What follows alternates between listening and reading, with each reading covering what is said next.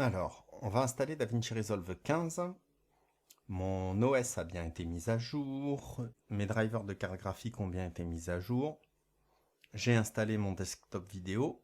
Donc maintenant, je lance l'installation du DaVinci Resolve version 15.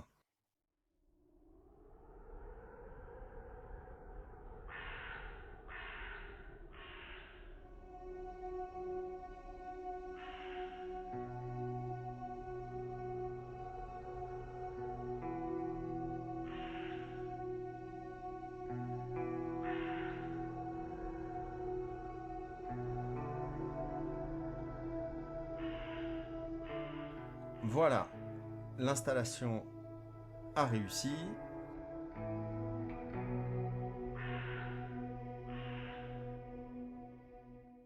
Je vais dans mon dossier application,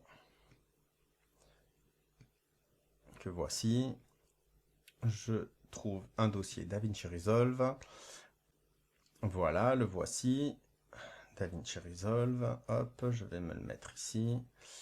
Hop, je lance le logiciel.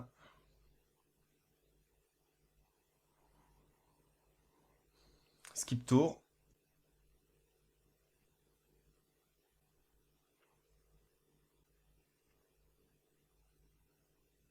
Voilà, super. Mon système est opérationnel, ma carte graphique est opérationnelle. On va continuer, voir s'il y a des petites nouveautés.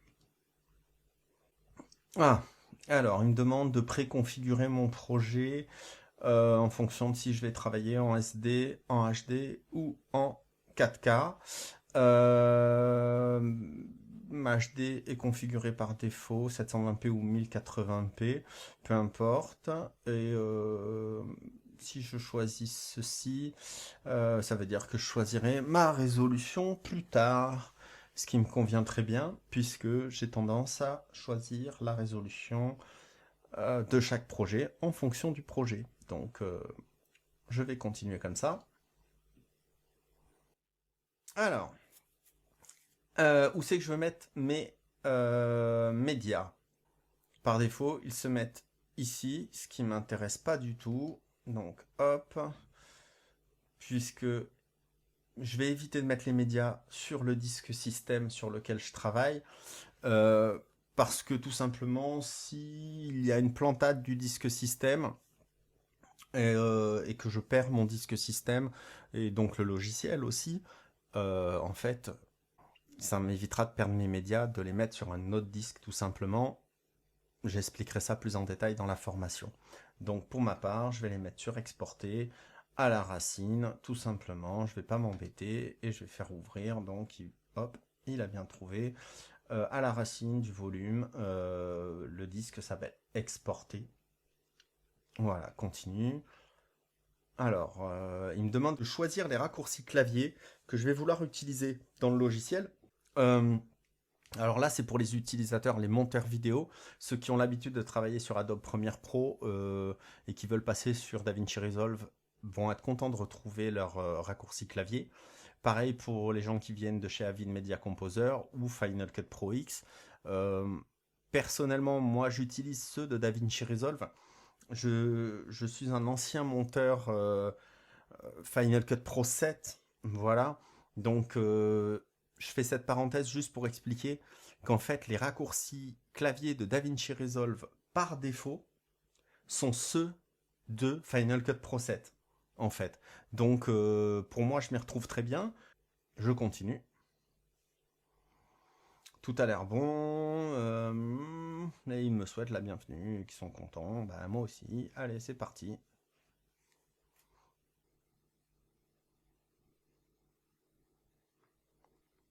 Donc voilà, mon logiciel s'est ouvert. Super.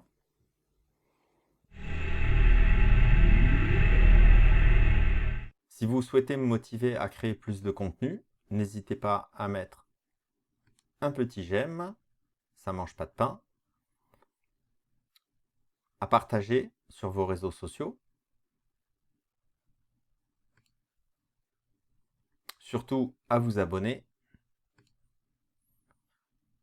la petite cloche si vous souhaitez recevoir une notification à chaque fois qu'un nouveau tutoriel ou une nouvelle vidéo sort. Et bien sûr, vous trouverez, alors si ici c'est pas déplié, une petite flèche ici qui vous permet de déplier pour avoir accès à tous les liens qui sont postés sous la vidéo. Et bien sûr, n'hésitez pas à poster un commentaire